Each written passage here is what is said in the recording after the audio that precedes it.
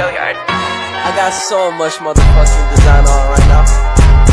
Break it down, bring it back, make it clap. I got 3 old thoughts, new guap, wear that dick. Bitches on my line, and you know they come strapped. Hold up, what it not, 45, scope it cash like whoa. How you fucking with these hoes up? Assalamualaikum warahmatullahi wabarakatuh. Baiklah, kali ini kita akan membahas mengenai bagian-bagian tumbuhan dan fungsinya. Nah, sebelum kita masuk ke materinya, kita akan membahas mengenai apakah itu tumbuhan. Tumbuhan adalah salah satu jenis makhluk hidup yang hidup berdampingan dengan manusia. Tumbuhan memiliki banyak manfaat bagi kehidupan. Manfaat yang paling mendasar atau yang paling penting adalah sebagai penyuplai oksigen untuk kehidupan seluruh makhluk hidup. Baik, langsung saja kita masuk ke bagian-bagian tumbuhan dan fungsinya. Bagian-bagian tumbuhan dan fungsinya yang pertama adalah akar, seperti contoh yang ada di gambar di samping saya ini. Nah, akar itu adalah bagian tumbuhan yang paling dalam atau yang paling bawah.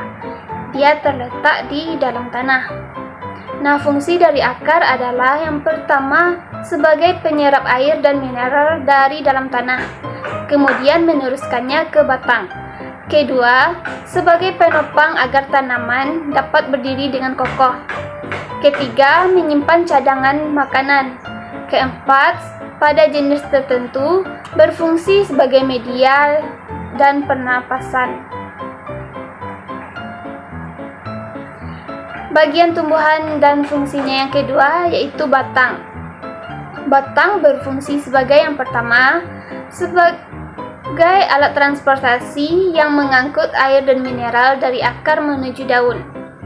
Kedua, berfungsi sebagai menyalurkan hasil fotosintesis dari daun ke seluruh tubuh. Ketiga, sebagai tempat penyimpanan cadangan makanan. Keempat, penyokong bagi daun, bunga, dan buah untuk tumbuh. Kelima, beberapa jenis batang tanaman memiliki kambium.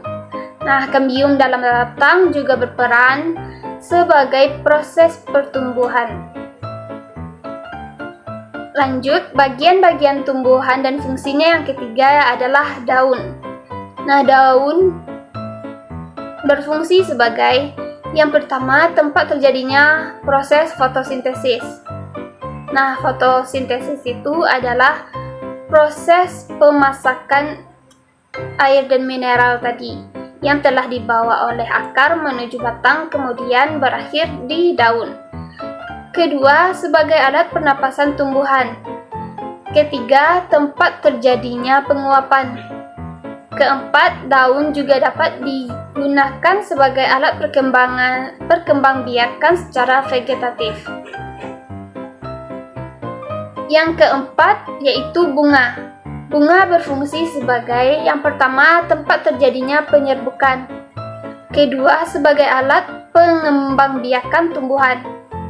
Ketiga, sebagai tempat bertemunya sel kelamin jantan dan betina.